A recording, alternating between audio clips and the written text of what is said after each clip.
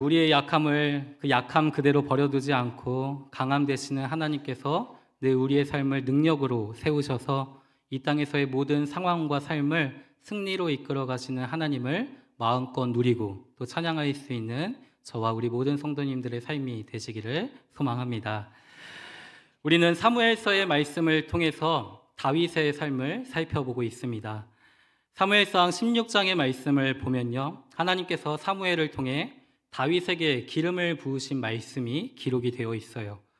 아무도 주목하지 않았고 그래서 아무도 예상하지 못했던 그 다윗을 하나님이 선택하셨다라는 거죠. 여기서 중요한 것은요, 다윗이 스스로 왕이 되고자 한 것이 아니라 중심을 보시는 하나님이 다윗을 선택하셨다라는 겁니다. 그런데 사람은 외모를 중요시합니다. 아니라고 다들 이야기는 하겠지만 그래도 이왕이면 잘생겼으면 좋겠고 그래도 이왕이면 키가 컸으면 좋겠다라고 생각을 하죠. 그래서 이제 제 아내는 지금도 저에게 키가 몇이냐고 물어봅니다. 아직도 저는 저의 아내에게 저의 키를 제대로 이야기해 본 적이 없어요. 사무엘도 크게 다르지 않았다라는 거죠. 이왕이면 사울처럼 키가 컸으면 좋겠고 또 이왕이면 용모가 출중했으면 좋겠다라고 생각을 하였습니다. 하지만 하나님의 선택은 누구였냐면 다윗이었던 거죠. 그런데 다윗의 삶을 살펴보면요, 하나님의 선택이 맞나 의심을 하게 되는 순간들이 있습니다. 오늘 본문의 말씀을 보면요, 그런 의심을 더욱 지을 수가 없게 되는 것이죠. 본문 1절 말씀을요, 우리 한 번 더 읽었으면 좋겠는데요. 1절 말씀입니다. 한 목소리로 함께 읽도록 하겠습니다. 다윗이 그 마음에 생각하기를 내가 후일에는 사울의 손에 붙잡히리니 블레셋 사람들이 땅으로 피하여 들어가는 것이 좋으리로다. 사울이 이스라엘 온 영토 내에서 다시 나를 찾다가 단념하리니 내가 그의 손에서 벗어나리라 하고. 아멘. 다윗이 마음으로 생각을 하였던 거죠. 내가 언젠가는 사울의 손에 붙잡혀 죽게 될 것인데 이렇게 피해 다닐 수만은 없다라는 겁니다. 그래서 다윗은 스스로 살궁리를 찾다가 결국 블레셋 땅으로 망명하기로 결심을 했던 것이죠. 그런데 사랑하는 성도 여러분, 이런 다윗의 생각과 이런 다윗의 결심이 이해가 되십니까? 하나님께서 기름을 부으신 자라면, 이스라엘을 통치할 수 있는 그 통치자로 하나님이 세워주셨다라면 좀 그의 생각은 달라야 하지 않겠습니까? 물론 다윗이 그 블레셋으로 망명을 시도했던 것이 처음 있는 일은 아니었습니다. 사무엘상 21장의 말씀을 보면요, 다윗이 사울을 피해 도망칠 때 그는 블레셋으로 피하였습니다. 그런데 블레셋 사람들이 다윗을 믿지 못하였던 거죠. 왜냐하면 사울이 죽인 자는 천천히고 다윗은 만만인데 이런 다윗을 우리가 받아주게 되면 그가 언젠가 우리를 배반하게 될지도 모른다라는 생각 때문이었습니다. 이런 의심이 싹 트자 다윗은 어떻게 행동을 합니까? 수염의 침을 질질 흘리며 미친 채를 하다가 결국 다른 곳으로 도망을 하게 되었던 거죠. 이것뿐만이 아니었습니다. 수많은 위기가 다윗의 인생에 펼쳐졌습니다. 그런데 중요한 것은요, 그런 위기마다 하나님이 이 다윗을 보호하고 계셨다라는 사실입니다. 사무엘상 23장의 말씀을 보면요, 이렇게 기록하고 있는데 우리 한 목소리로 같이 읽도록 하겠습니다. 시작. 사울이 매일 찾되 하나님이 그를 그의 손에 넘기지 아니하시니라. 아멘. 사울이 매일 찾되 하나님이 그를 그의 손에 넘기지 않았다라고 말씀하고 있는 거죠. 이것이 얼마나 다윗에게 위로가 되고 이것이 얼마나 다윗에게 능력의 말씀이 되었겠습니까? 그런데 이 말씀은요, 우리에게도 이렇게 적용을 해 볼 수가 있습니다. 다윗의 표현을 빌려서 우리도 한번 이렇게 고백했으면 좋겠는데 한번 같이 읽어볼까요? 시작. 내가 확신하노니 사망이나 생명이나 천사들이나 권세자들이나 현재일이나 장래일이나 능력이나 높음이나 깊음이나 다른 어떤 피조물이라도 우리를 우리 주 그리스도 예수 안에 있는 하나님의 사랑에서 끊을 수 없으리라. 아멘. 사역반 훈련 중에 있는 우리 훈련생들은 익숙한 말씀이죠. 사망도 세상의 그 어떠한 피조물도 그리스도 안에 있는 우리를 하나님의 사랑에서 끊을 수 없다라고 말씀하고 있는 거죠. 다윗에게 주셨던, 또 이 바울에게 주셨던 이러한 믿음의 확신이요, 오늘을 살아가는 우리에게도 임할 수 있기를 간절히 소망합니다. 그런데 사랑하는 성도 여러분, 다윗에게 이러한 믿음과 확신이 없었던 것은 아닙니다. 다윗은 수많은 위기를 경험하면서 또 그 속에 역사하시는 하나님을 경험하면서 하나님의 뜻이 무엇이고 또 하나님의 구원의 계획이 무엇인지 조금씩 알게 되었던 거죠. 사람의 탁월함이 하나님의 뜻을 이루어가는 것이 아니라 하나님의 선택과 또 하나님의 은혜가 하나님의 뜻을 이루어 간다라는 사실을 다윗은 그의 삶을 통해서 깨닫게 되었던 거죠. 그래서 지난번 말씀을 통해 살펴보았던 것처럼요, 다윗이 그 기회라고 생각되어지는 절호의 찬스 앞에서 왜 사울을 죽이지 않았습니까? 사울은 하나님과 언약을 맺은 자였기 때문입니다. 그 언약이 파기가 되었다면 다윗이 아니라 하나님이 사울을 처단해야 하는 것이 맞았다라는 거죠. 하나님의 선택과 하나님의 약속과 그 약속을 이루어 가시는 하나님의 신실하신 은혜가 지금 이스라엘 땅 가운데 작동되고 있음을 이 다윗은 믿고 있었기 때문에 그는 함부로 칼을 빼어 사울을 죽이지 않았다라는 사실입니다. 하나님의 뜻이 이루어지기를 바라며 다윗은 하나님의 때를 기다리고 또 기다렸던 거죠. 그런데 오늘 본문 말씀을 보면요, 다윗은 또다시 흔들리고 있는 겁니다. 내가 언젠가는 사울의 손에 붙잡혀 죽을 거라는 그 두려움이 또다시 이 다윗의 마음을 흔들고 있었던 거죠. 사랑하는 성도 여러분, 이런 다윗의 마음이 공감이 되십니까?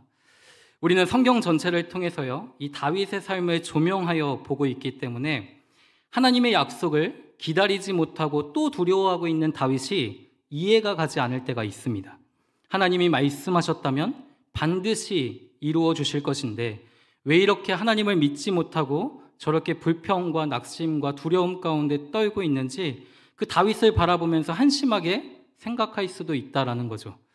그런데 성경은요, 다윗처럼 깨어지기 쉬운 것이 연약한 우리의 인생임을 거듭 우리에게 가르쳐주고 있다라는 사실이죠. 어제는 홍해가 갈라지고 여리고성이 무너지는 승리를 경험했더라도 그 경험을 통해 하나님을 찬양하며 하나님은 살아계십니다. 하나님은 우리의 구원이십니다. 하나님의 능력과 하나님의 지혜를 찬양합니다. 그렇게 믿음으로 고백했어도 그 믿음의 고백을 뒤집는 형편없는 모습이 오늘을 살아가는 또 다른 나의 모습일 수 있다라는 사실이죠. 그래서인지 저는 가끔 이 교회를 나오기 싫을 때가 있습니다. 설교를 해야 하는데 강단에 설 자신이 없는 거예요. 이리저리 날뛰는 그 마음의 감정은 도무지 해결이 안 되고 그 마음을 가지고 이 강단에 서려고 하니 너무나 두려운 겁니다. 그래서 주일이 안 왔으면 좋겠다라고 생각한 적이 한두 번이 아니었습니다. 그래도 내 의지로 이 교회에 빠질 수는 없으니까 천재지변 같은 일들이 일어나 어쩔 수 없이 교회에 못 가는 상황이 일어났으면 좋겠다라는 생각을 한두 번 한 것이 아니라는 거죠. 그러나 한 번도 천재지변과 같은 상황이 저에게 일어난 적은 없습니다. 그런데 제가 참 위로를 받았던 책이 있었어요. 데이비드 브레이너드의 생애와 일기라는 책이었습니다. 그 책의 주인공인 브레이너드는 북아메리카 인디언 선교에 자신의 모든 삶을 들였던 목사이자 선교사였습니다. 그는 29살의 젊은 나이에 이 하나님의 품에 결핵으로 이제 안겼는데요. 그러나 인디언들을 위해 자기의 목숨을 하나님 앞에 쏟아부은, 그리고 그것을 최고의 행복으로 여겼던 그의 삶을 통해 수많은 믿음의 선진들은요, 선교에 헌신하기도 하였고요, 그의 삶을 거울 삼아 자기들의 신앙을 돌아보기도 하였습니다. 그런데 그의 생애와 일기가 기록되어 있는 그 책을 제가 보면서요, 왜 위로가 되었고 또 왜 도전이 되었냐면요, 지금까지도 수많은 사람들에게 사랑과 그 존경을 받고 있는 그 역시 얼마나 하나님 앞에서 연약한 존재였는지, 그래서 더욱 하나님을 의지할 수밖에 없었는지를 보게 되었기 때문입니다. 그의 일기를 잠시 소개해 드리면 이렇게 기록되어 있습니다. 1월 27일 주일, 견딜 수 없을 정도로 깊은 고뇌에 빠졌다. 완전히 압도당해 너무나 혼란스러웠다. 원주민들에게 말씀을 전할 때 한 문장을 채 마치기도 전에 내가 무슨 말을 하려고 했는지를 완전히 잊어버리곤 했다. 몸의 병과 우울, 영적인 황폐함, 특별히 오늘 아침 더 힘겨운 무게로 나를 짓눌렀던 여러 가지 일들로 인해 마음이 혼란스러웠기 때문이었다. 이 고통스러운 우울이 온종일 사라지지 않았지만 조금씩 약해져 갔다. 그러나 저녁에도 이 우울함은 계속되었다. 가족 기도 시간을 거의 마칠 무렵 가엾은 내 양들에게 빛을 계시해 주시고 회심할 수 있게 해달라고 기도할 때도 우울함은 계속되었다. 그러나 기도를 마칠 무렵 마음을 가득 채웠던 구름이 조금씩 옅어지는 것을 느꼈다. 이윽고 감미로운 기쁨과 자유로움을 누리며 하나님께서 원주민들을 위해 예비하신 긍휼을 베풀어 주신 것을 확신하고 소망했다라고 기록하고 있습니다. 그는 모두가 존경하고 또 모두가 사랑하는 위대한 인물임에는 틀림이 없습니다. 그러나 자신을 짓누르는 그 여러 가지 상황 속에서 끝없이 흔들렸고 끝없이 낙심하고 끝없이 두려워하며 얼마나 깨어지기 쉬운 연약한 인간이라는 사실도 부인할 수는 없는 것이죠.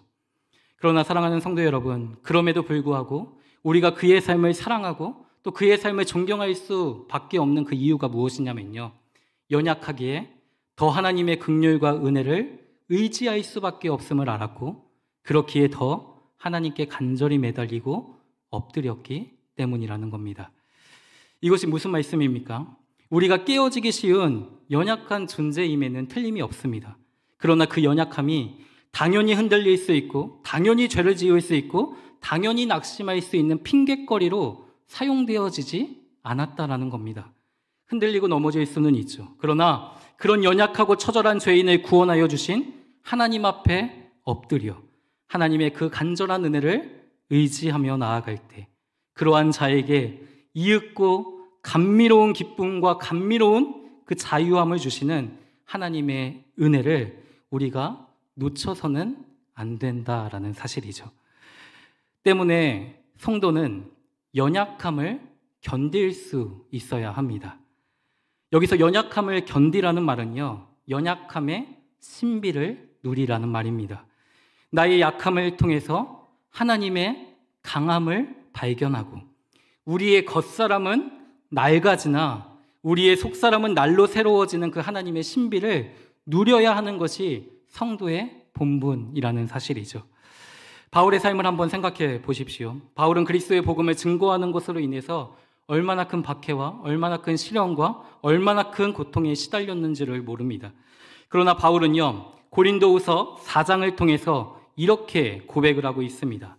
우리가 사방으로 우겨쌈을 당하여도 쌓이지 아니하며 답답한 일을 당하여도 낙심하지 아니하며 박해를 받아도 버림받지 아니하며 거꾸로 뜨림을 당하여도 망하지 않는다라고 고백을 하고 있는 거죠. 그 이유가 무엇입니까? 그 깨어지기 쉬운 질그릇 같은 우리의 인생에 참 보배이신 예수가 담겨 있기 때문이라고 고백하는 것이죠. 고린도후서 4장 7절 말씀인데요. 우리 한 목소리로 한번 같이 읽어볼까요? 시작. 우리가 이 보배를 질그릇에 가졌으니 이는 심히 큰 능력은 하나님께 있고 우리에게 있지 아니함을 알게 하려 함이라. 아멘. 질그릇 같은 우리의 인생에 참 보배이신 예수님이 담겨 있기 때문에 박해를 받고 사방으로 우겨쌈을 당하는 그 상황이 바울에게는 별 큰 문제가 되지 않았다라는 겁니다. 바울은 자신의 약함이 그리스도의 능력으로 채워지는 그 놀라운 신비를 경험하고 누렸다라는 사실이죠. 그런데 사랑하는 성도 여러분, 오늘 본문에 나타난 다윗의 모습은 어떠합니까? 다윗은 자신의 연약함을 견디지 못합니다. 자신의 약함을 강함으로 바꾸어 내시고 자신의 그 미련함을 지혜로 바꾸어 내시는 하나님께로 나아가지 못하고 있다라는 거죠. 무엇 때문입니까? 내가 약해지는 것이 본성적으로 너무 싫고 내가 두렵거나 괴로운 게 너무 싫으니까 나의 약함을 이기고 또 나의 두려움을 이길 수 있는 그 무엇을 찾게 되었다라는 거죠. 다윗에게는 그것이 무엇이었냐면 블레셋이었다라는 겁니다. 2절 말씀을 한번 보실까요? 2절 말씀을 보시면요, 다윗이 일어나 함께 있는 사람 600명과 더불어 가드 왕 마옥의 아들 아기스에게 건너갔다라고 기록합니다. 다윗이 자기와 함께한 사람들을 다 이끌고 그 블레셋으로 망명을 시도했던 이유가 무엇입니까? 이스라엘과의 적대적인 관계 속에 있었던 그 블레셋으로 망명을 하게 되면, 그 블레셋으로 피하게 되면 사울의 손에서 벗어날 수 있게 될 거라고 확신을 했기 때문이죠. 그런데 가드 왕 아기스도요, 이번에는 그 다윗의 망명을 허락해 줍니다. 왜냐하면 다윗이 거느리고 있었던 그 600명의 군사를 그가 놓칠 수가 없었기 때문이죠. 다윗은 스스로 자신을 보호하기 위해 블레셋으로 향하였고, 아기스 왕은 그런 다윗의 군사가 자신의 나라에 도움이 될 거라고 생각했기 때문에 이 서로의 입장이 잘 맞아 다윗의 망명을 허락해 주었던 겁니다. 그 결과가 어떠했습니까? 4절 말씀을 한번 보실까요? 4절 말씀을 보시면요, 사울이 다시는 다윗을 수색하지 않았다라고 기록을 합니다. 사울의 위협이 그쳤다라고 말씀하고 있는 거죠.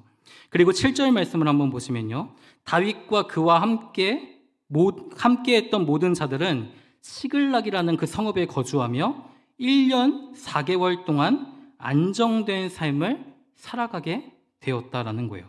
6절과 7절 말씀에 다윗은 아기스로부터요 시글락이라는 성읍을 받게 되었던 거고, 7절 말씀에 보면은 다윗과 그와 함께 했던 모든 자들이 이 시글락 성읍에 거주하면서 1년 4개월 동안 누구의 위협도 받지 않고 안정되고 평화로운 삶을 누렸다라는 겁니다. 다윗은 이제 더 이상 도망가지 않아도 됩니다. 사울이 침범할 수 없는 안정된 곳에 정착을 하며 1년 4개월의 시간을 보내게 되었던 거죠. 그야말로 안락하고 형통한 삶이 찾아왔습니다. 그런데 사랑하는 성도 여러분, 지금까지 다윗의 인생을 살펴보면요, 다윗의 삶과 그 다윗의 고백 속에 단 한 번도 하나님이 빠지고 설명되어진 이야기는 없었습니다. 다윗의 고백 속에는 언제나 하나님이 계셨고 다윗의 삶 가운데는 언제나 하나님이 존재했다라는 사실이죠. 그런데 다윗이 망명했던 그 사무엘상 27장의 말씀을 보면요, 다윗의 삶은 그 어느 때보다 평안하고 안락했을지는 모르나 하나님에 대한 이야기가 전혀 언급되지 않는다라는 거죠. 이것이 무슨 뜻입니까? 하나님이 없이도 또 하나님을 의지하지 않아도 그냥 소박하게 시글락 같은 성읍에서 가족들과 오순도순 평안한 삶을 살아갈 수 있다면 그것으로 만족할 수 있다라는 그 마음이 약함의 신비를 누리지 못하게 하는 장애물이 될 수 있다라는 겁니다. 약할 때 강함이 되시는 하나님의 은혜를 경험하게 하지 못하는 장애물이 그런 생각이 되어질 수 있다라는 거예요. 우리가 읽지는 않았지만요, 8절 이하의 말씀을 한번 보실까요? 다윗은요 시글락에 정착하면서요 그슬 사람과 기르스 사람과 아멜렉 사람을 습격하곤 했습니다. 그들을 습격할 때는요 남녀를 가리지 않고 다윗은 죽였습니다. 그리고 전리품을 가지고 어디로 향했냐면 블레셋 아기스 왕에게 가져다 주었죠. 그리고 아기스 왕에게 거짓 보고를 하기 시작합니다. 내가 오늘도 남유다 지경을 진멸하고 이런 전리품을 당신에게 가지고 왔습니다. 다윗은요 아기스 왕의 신임을 받고 싶었던 거죠. 자기의 망명을 수상히 여기는 그 블레셋 사람들의 의심을 잠재우기 위해서 다윗은 마치 자신이 이스라엘 백성들과 원수가 된 것처럼 행동을 하였던 겁니다. 혹시나 이런 거짓이 탈로 날까봐 다른 민족을 습격할 때는 그 사람들을 한 명도 남김없이 죽였다라는 거죠. 11절 말씀을 보니까요, 다윗이 블레셋 지방에 거주하는 동안에 언제나 이런 식으로 처신했다라고 기록을 하고 있습니다. 그런데 사랑하는 성도 여러분, 이러한 모습이 다윗의 모습뿐만이겠습니까? 우리도요, 우리의 소박한 그 행복을 위해서라면요, 하나님의 말씀에 귀를 닫을 때가 있다라는 거죠. 안정되고 평안한 삶을 유지하기 위해 내가 지금 누리고 있는 이 소소한 행복과 즐거움이 깨어지는 것이 너무나도 싫고 너무나도 두렵기 때문에 내가 약해지는 것을 피할 때가 있다라는 겁니다. 그런데 내가 약해지는 것을 피한다면요, 절대로 하나님의 강함을 경험할 수 없다라는 사실이죠. 내가 하나님의 은혜로만 빚어지고 내가 하나님의 은혜로만 사는 자라는 그 고백이 우리의 삶 가운데 사라져 버리게 되는 겁니다. 사랑하는 성도 여러분, 하나님 없이도 우리는 얼마든지 우리의 삶을 잘 살아낼 수 있습니다. 그런데 하나님이 없이 살아낸 우리의 삶은요, 결코 형통한 삶이 될 수 없다라는 사실이죠.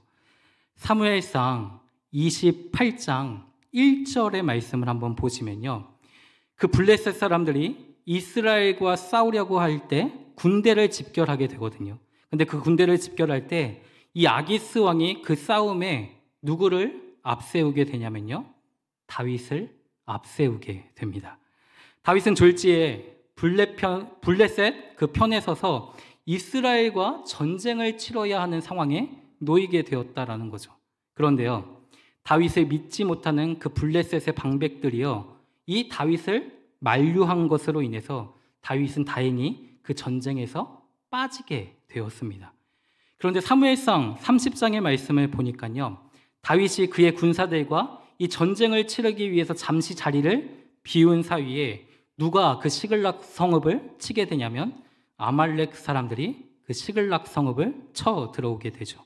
그 시글락 성읍에 쳐들어왔던 아말렉 사람들은요, 그 다윗의 아내들과 다윗과 함께 했던 군사들의 아내들과 자녀들을 모두 다 어떻게 해요? 사로잡아 가게 되었다라는 겁니다. 30장 4절의 기록을 한번 보시면요, 이렇게 기록을 하고 있어요. 다윗과 그와 함께한 백성이 울 기력도 없도록 소리를 높여 울었다라고 고백을 하고 있는 거죠. 이것이 무슨 고백입니까?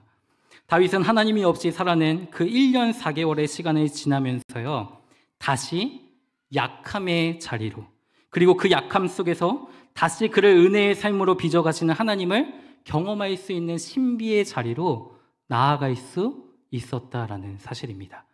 비록 1년 4개월의 그 하나님 없이 살아갔던 그의 삶이 사람들의 눈에 보기에 다윗의 삶 가운데 형통해 보이고 안정되고 평안해 보이는 삶이었을지라도 하나님은요, 그 삶이 결코 평탄한 삶이 아니었음을, 하나님의 약할 때 강함 되시는 하나님의 능력을 경험할 수 없었다라는 분명한 사실들을 이 시글락 성읍을 치게 되어지는 이 아말렉 사람들의 그런 습격을 통해서 다윗에게 다시 한번 깨닫게 해주셨다라는 사실입니다. 다윗에게 메말랐던 그 약함이, 다윗에게 메말랐던 그 울음이 다시 터지는 순간이 이 사무엘상 30장에 기록되어 있었다라는 거죠. 다윗은요, 시편 39편 4절의 말씀을 통해서 이렇게 고백을 하고 있는데요, 우리 한번 한 목소리로 같이 읽어보았으면 좋겠습니다. 여호와여, 나의 종말과 연한이 언제까지인지 알게 하사 내가 나의 연약함을 알게 하소서. 아멘. 여호와여, 나의 종말과 연한이 언제까지인지 알게 하사, 나의 무엇을 알게 하여 달라고 기도를 합니까? 연약함을 알게 하여 달라고 기도를 합니다. 사랑하는 성도 여러분, 이것이 저와 우리 여러분의 고백이 되었으면 좋겠습니다. 우리가 약해지는 것을 두려워하지 않았으면 좋겠습니다. 나의 연약함을 하나님 앞에서 인정할 때, 그 연약함 가운데 거하기를 우리가 두려워하지 않을 때, 우리는 그 연약함의 모든 상황 속에서 하나님의 강함과 마침내 우리에게 평안과 안식과 자유함을 주시는 그 하나님의 은혜를 기쁨으로 누릴 수 있다라는 사실이죠. 그 은혜의 신비를 경험할 때 비로소 나를 흔들고 또 나를 두렵게 하는 상황은요, 평지가 될 겁니다.